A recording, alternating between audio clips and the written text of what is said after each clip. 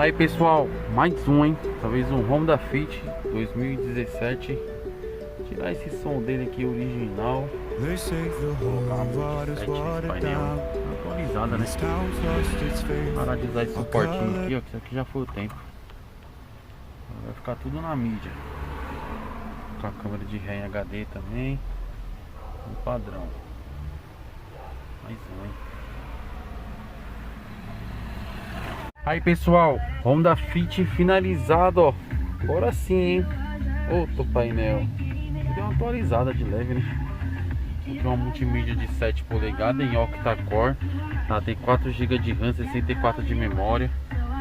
É uma mídia básica, tem o CarPlay, tem Android Auto, tem uma memória boa.